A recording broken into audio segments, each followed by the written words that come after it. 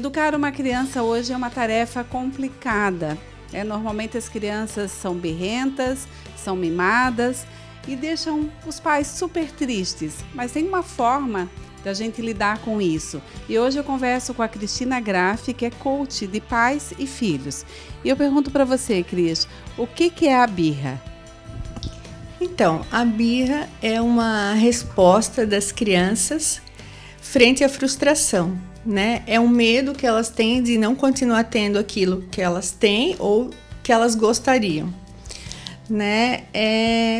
Geralmente elas começam a acontecer por volta dos 2 anos, que muitas pessoas chamam de adolescência dos bebês, né?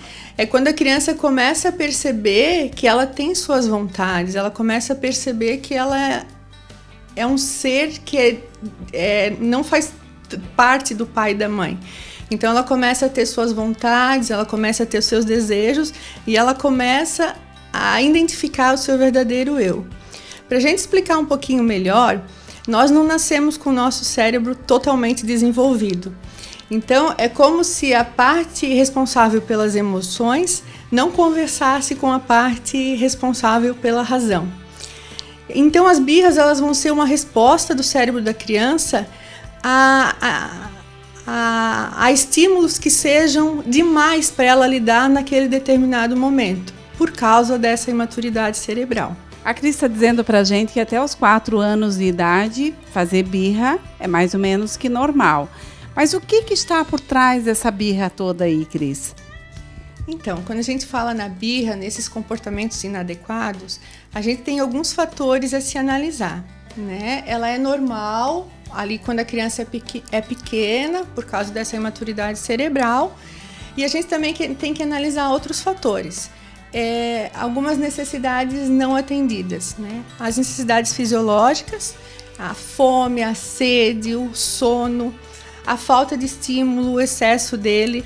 A gente hoje vê crianças com agendas super lotadas, elas não têm tempo de serem crianças, né? Então elas vivem nesse estresse e isso impacta diretamente no comportamento delas.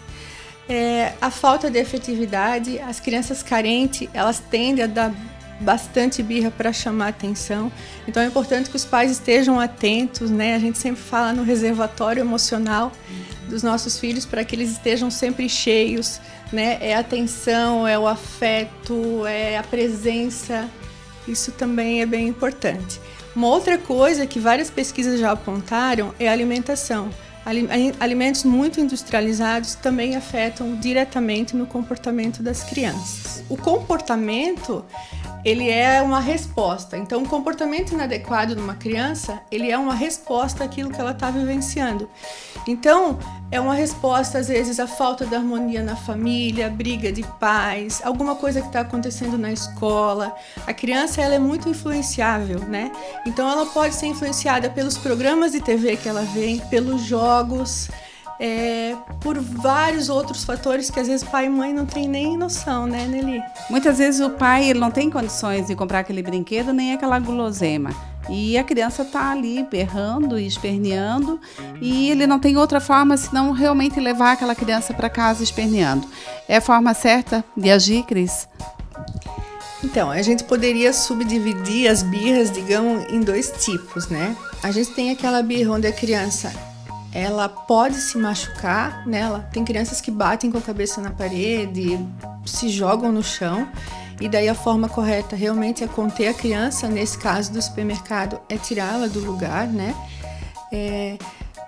Tentar nomear para a criança, explicar para a criança o que ela está sentindo e por que ela está sentindo, e usar a empatia.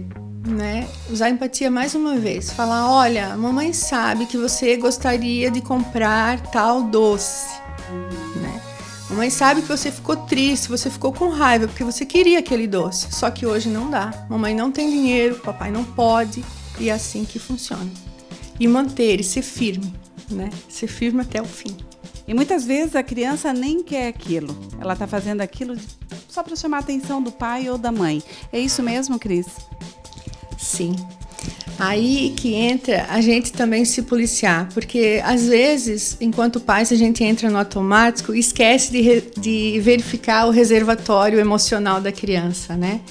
Então a gente tem que verificar, por exemplo, às vezes mudança de escola, mudança de casa, a chegada do irmãozinho, né? As crianças carentes tendem a repetir bastante esse tipo de comportamento, né? É um pedido de socorro para atenção realmente.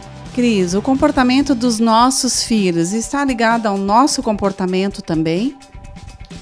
Com certeza, né? É sempre bom a gente parar e sempre se autoanalisar, né? Muitas vezes a gente percebe o nosso filho gritando muito, muito agitado, aí a gente para, se analisa e a gente sempre se surpreende, né? Eles se espelham e repetem o nosso comportamento, mesmo que inconsciente. Que tipo de pai e mãe eu quero ser para o meu filho, né? Que valores eu quero passar para eles? Quais os tipos de comportamentos meus que eu já vejo resultado na vida deles, né? E aí a gente vai criando respostas e buscando ações para melhorar. E para finalizar, Cris, que dica que você deixaria para os pais que estão nos assistindo? A gente costuma se preparar para uma faculdade, para nossa profissão, para concurso, e a gente não costuma se preparar para sermos bons pais, boas mães, né? Educar um ser dá trabalho, exige tempo, disponibilidade, persistência, insistência. Eu sempre falo para os pais, né? Não desista, né? Insista.